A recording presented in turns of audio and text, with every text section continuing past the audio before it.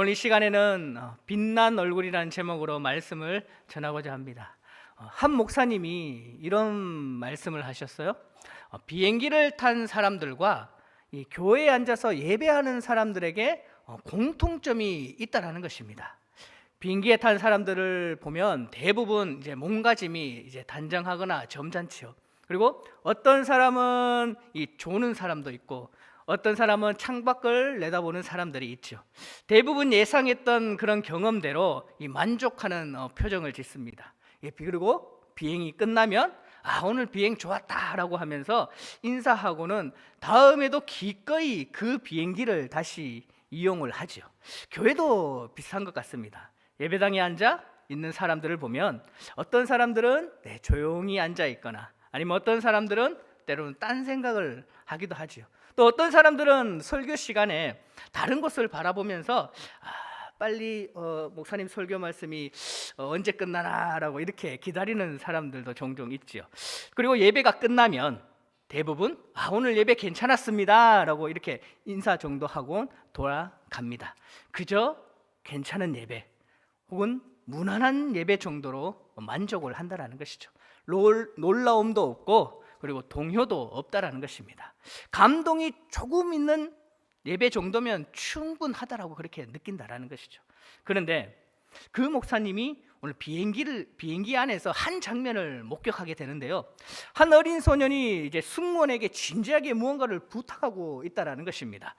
그런데 자신이 그 소년의 부탁이 뭐냐? 자신이 장차 커서 꿈이 뭐냐면 조종사가 되는 꿈이라는 것이죠. 그래서 제가 조종사님을 한번 만나보고 싶다라는 것입니다. 그것을 이제 승무원에게 부탁을 했다는 것이죠. 처음에는 이 승무원이 당연히 안 된다고 거절을 했습니다. 근데 이 소년이 정말 이 간곡한 그런 어린아이의 이 표정 있지 않습니까? 제가 그런 표정입니까?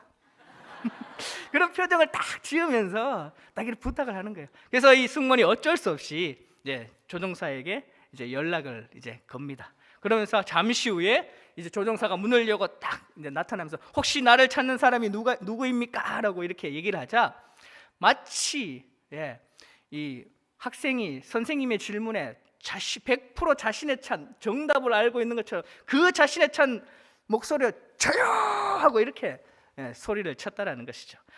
그래서 그 조종사는 이 소년을 데리고 조종실로 들어가서 여러 가지 비행기에 있는 장비라든지 이런 것들을 보여주고는 또 작은 선물을 그에게 줬다는 것이죠.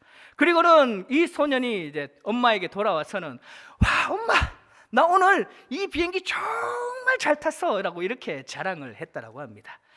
그래서 이 소년의 얼굴에는 정말 경이로운 표정으로 가득 찼다라는 것이죠. 그런데 이 목사님이 그 소년을 빼고 나머지 승객들을 이렇게 둘러보았는데 그 누구도 이 소년처럼 이런 경이로운 표정을 짓고 있는 그런 승객은 아무도 없었다라는 것이죠. 여러분, 대부분의 사람들은 그저 괜찮은 경험이면 대부분 만족을 합니다. 그러나 또 혹은 어떤 사람들은 그 이상의 것을 기대하죠. 그 이상의 것을 사모합니다. 그래서 실제로 그 이상의 것을 경험하게 되기도 하죠. 여러분, 예배도 마찬가지입니다. 그냥 예배에 참석하고 괜찮은 정도의 기대감으로 오는 사람들은 그냥 그 정도의 은혜만을 경험하죠. 그러나 하나님을 간절히 만나기를 기대하며 오는 사람들에게는 전혀 다른 이 은혜와 영광을 경험하게 된다는 것이죠. 여러분, 오늘 우리는 이 예배 자리에 나왔습니다. 그런데 지금 나는 어떤 마음으로 이 자리에 나와 있습니까? 그저 습관적으로 예배 자리에 앉아 있습니까? 아니면 정말 하나님을 만나기를 기대하는 마음으로 여러분 이 자리에 나오셨습니까? 마치 조종사를 만난 그 소년의 그 얼굴이 마치 상기되고 벅찬 그런 가슴으로 자리에 돌아왔듯이 하나님을 만난 사람들의 얼굴도 그렇게 마찬가지로 변화가 된다는 것이죠. 오늘 본문 이 마태복음 17장에는 바로 그런 사건이 기록되어져 있습니다. 예수님께서 이 베드로와 야고보와 요한을 데리고 높은 산에 올라가셨을 때 예수님의 얼굴이 해같이 빛나며 옷이 빛과 같이 휘어졌다라고 이렇게 기록되어져 있습니다. 그래서 오늘 말씀을 통해서 우리는 이 하나님을 만나는 예배가 무엇이며, 그리고 하나님을 만난 사람들에게 어떠한 변화가 일어난지를 함께 우리가 살펴보고자 합니다. 첫 번째로, 하나님을 사모하며 예배를 준비하는 사람들이 하나님을 만나게 된다는 것이죠. 오늘 본문 말씀을 보면 예수님께서 엿새 후에 베드로와 야고보와 그리고 요한을 데리고 또 따로 높은 산에 올라가셨다라고 합니다. 예수님은 사역 중간중간마다 하나님과 대화하시며 그리고 영적인 능력을 재충전하셨지요. 기도로 하나님과 대화하시고 하나님은 능력으로 채워주셨다는 것입니다. 예수님은 아무리 바빠도 하나님을 만나는 일을 늘 준비하셨다는 것이죠. 그런데 혹 어떤 분들은 이렇게 생각하실지도 모릅니다. 아니, 아들이 아버지를 만나는데 또 뭐 이렇게 준비를 해야 됩니까? 라고 물을지도 모릅니다. 그런데 예수님은 늘 항상 아버지 하나님을 만나기 위해 준비를 하셨다는 것이죠. 그리고 예수님에게는 많은 제자들이 있었죠. 그 중에는 특별히 택한 12제자가 있었고, 그리고 그 가운데 또 베드로와 야고보와 요한에게 미리 말씀하시고는 함께 동행을 했습니다. 이 세 제자는 예수님께서 특별한 일을 행하실 때마다 함께 했던 그런 제자들이었죠. 야이로의 딸을 살릴 때에도 이 제자가 함께 있었습니다. 예수님은 즉흥적으로 이 사람을 선택하지 않으셨다는 것이죠. 특별한 은혜를 경험하고 감당할 수 있는 사람들을 선별하셨습니다. 예수님은 그리고 예배의 장소도 높은 산을 선택하셨죠. 특별히 선택한 제자들과 함께 준비된 마음으로 산에 오르셨다는 것입니다. 하나님을 사모하며 기쁨으로 그 하나님 앞에 나아가신 것이죠. 그리고 예수님의 마음은 아버지를 향한 사랑으로 가득했습니다.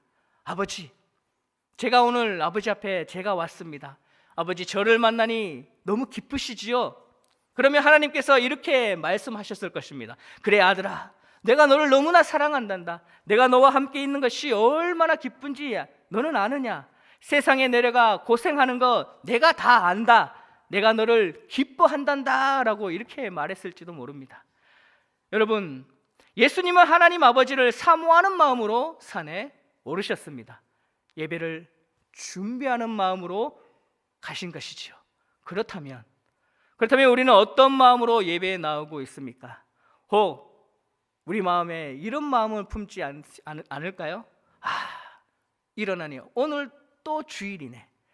주일은 또 왜 하필이면 이렇게 빨리 돌아오냐? 오늘도 교회 가야 되네? 하면서 혹은 투덜거리며 예배의 자리에 나오고 있지는 않습니까? 주의 성산에 오르는 그런 마음으로 예배에 나오고 있는지 우리는 내 자신을 늘 점검해 봐야 할 것입니다. 어떤 사람들은 혹은 아무런 기대 없이 예배의 자리에 앉아 있을지도 모릅니다. 하나님을 만나는데도 이 마음의 준비가 되어 있지 않지요. 진지함도 없습니다.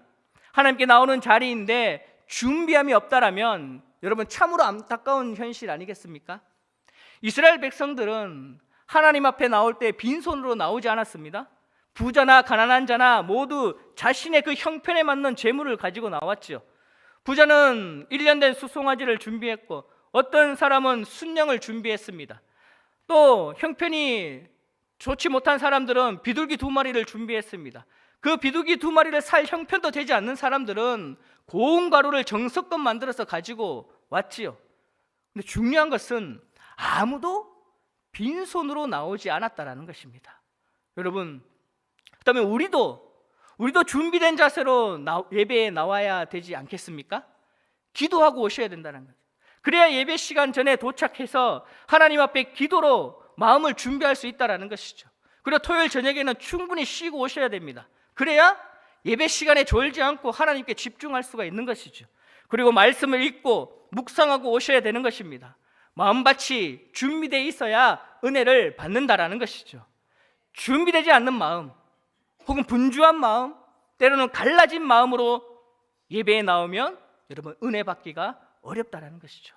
무엇보다 여러분 예배를 갈급하는 마음으로 나오셔야 된다는 것이죠. 혹은 수요 예배는 또 누가 만들었냐? 하필이면 이 새벽 기도에 이건 또 왜 해야 하냐? 예배도 많은데 이 금요 기도에 기도도 많이 하는데 금요 기도에 또 누가 만들었냐? 혹은 이런 마음으로 예배에 나오면 여러분 과연 은혜를 받을 수 있을까요? 교회 문턱을 넘어오면서 이렇게 질문해야 합니다. 오늘 나는 과연 하나님을 만날 수 있을까?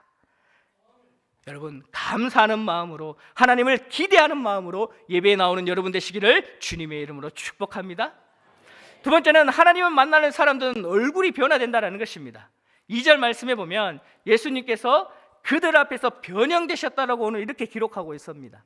변형되셨다는 것은 이 단순한 이 외적인 변화가 아니라 천국에서 살아갈 성도의 모습으로 미리 보여주셨다는 의미입니다.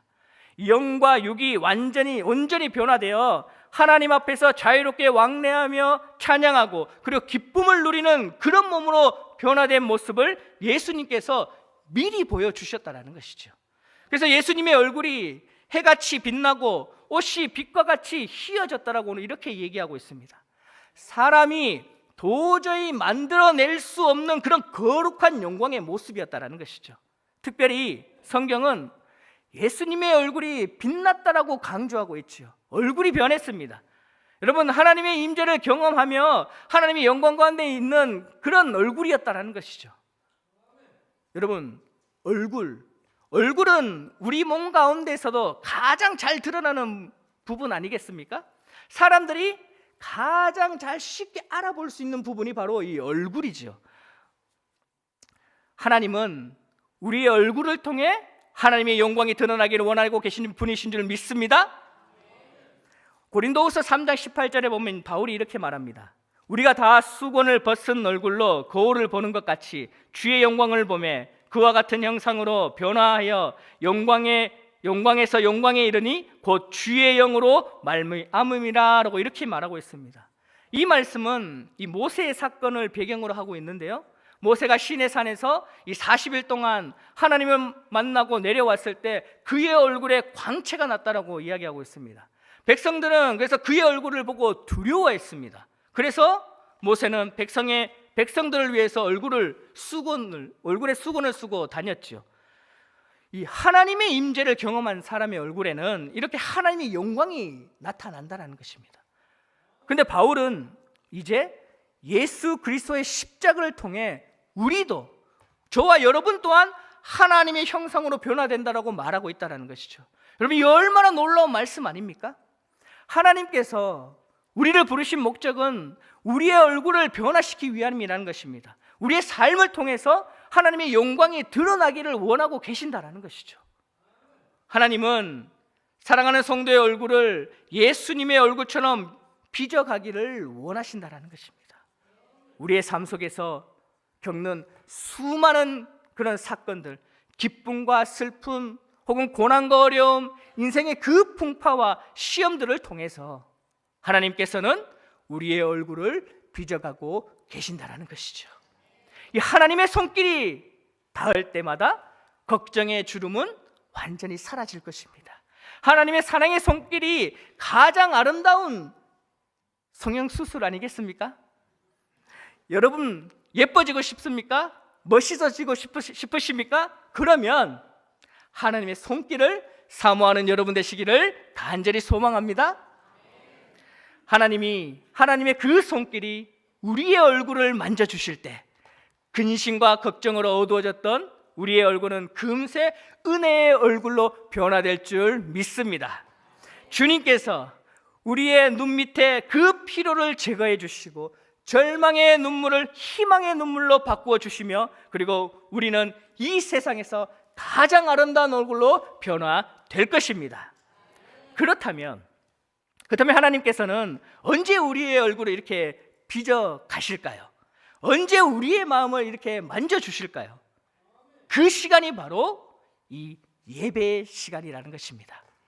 이 예배를 통해 하나님께서는 우리의 마음을 만지시고 우리의 얼굴을 변화시키신다는 것이죠. 근데 어떤 분들은 이렇게 말할지도 모릅니다. 아니 목사님, 그렇게 쉬운 방법이 어디 있습니까? 라고. 그러나 하나님께서 일하시는 방법은 여러분 단순합니다. 여러분이 너무나 잘 아는 여러분 나아만의 장군 이야기 여러분 잘 아시죠? 이 아람 군대 장관 나아만이 한센병에 걸렸을 때 그 많은 이 선물과 왕의 편지를 가지고 엘리사를 찾아왔습니다. 그러나 엘리사는 직접 나오지도 않았습니다. 종을 보내서 이렇게 시켰죠. 요단강에 가서 7번 몸을 씻으십시오라고 이렇게요. 근데 나아만이 이 얘기를 들었을 때 몹시 화를 냈죠. 그런데 그 부하가 이렇게 말합니다. 내 아버지여, 선지자가 더 어려운 일을 하라고 했다라면 하지 않았겠습니까? 요단강에 씻는 것이 쉬운 일 아니겠습니까? 아닙니까? 라고.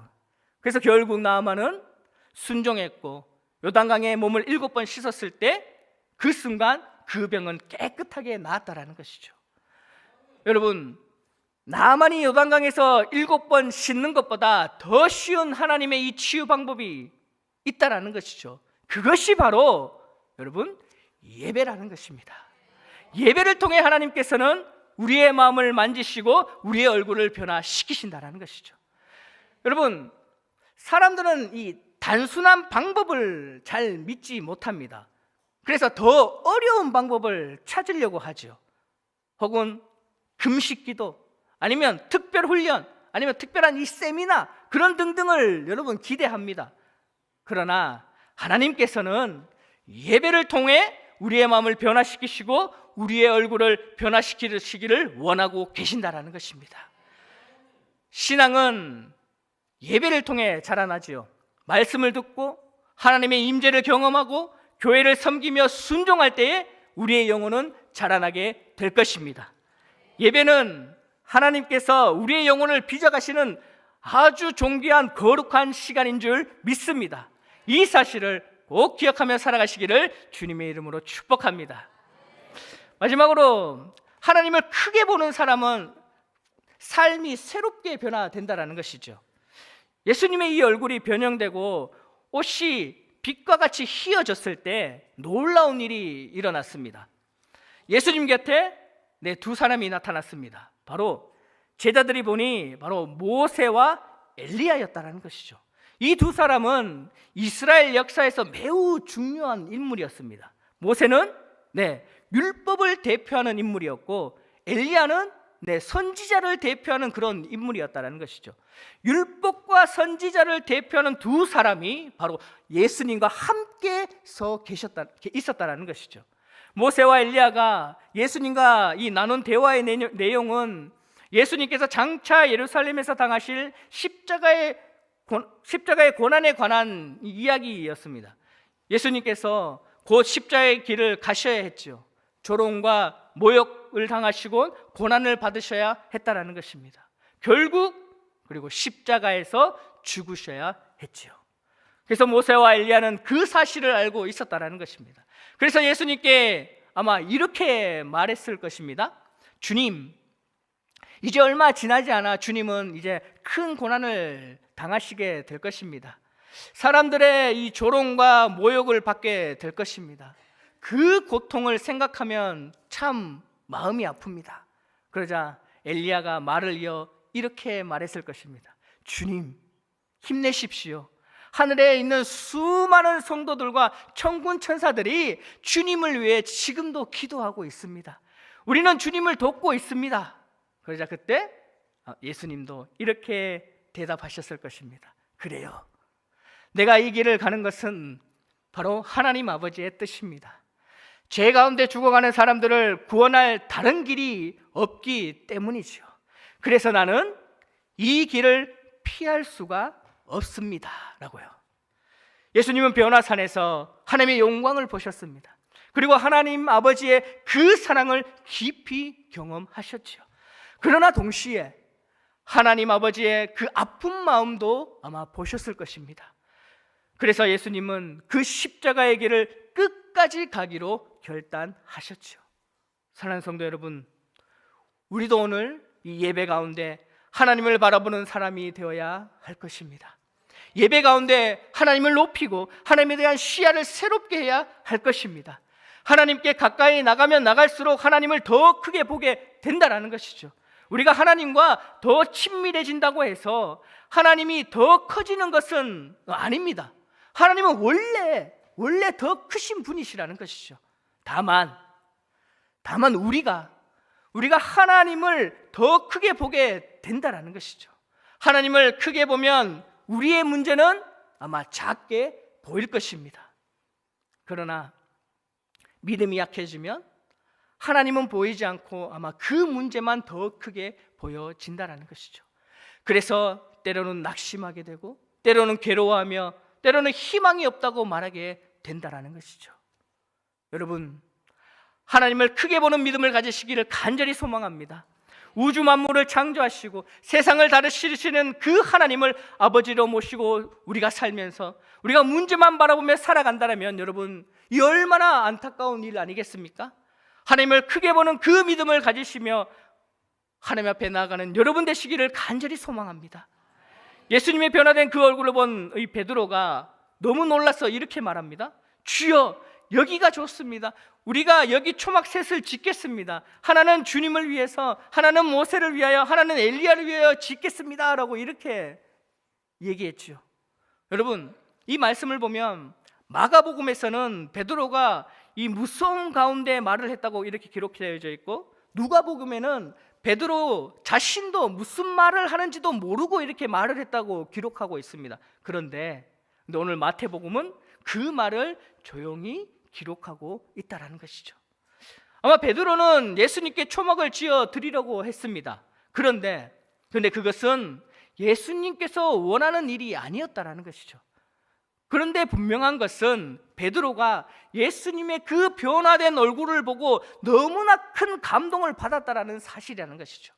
여러분, 은혜 받은 사람의 그 얼굴이 얼마나 아름다운지 베드로는 그 순간을 경험했다라는 것입니다. 우리의 예배 가운데 이런 일이 일어나기를 간절히 소망합니다. 예배 가운데 하나님을 만나고 은혜를 경험하며 감격하는 사람들이 되시기를 간절히 소망합니다.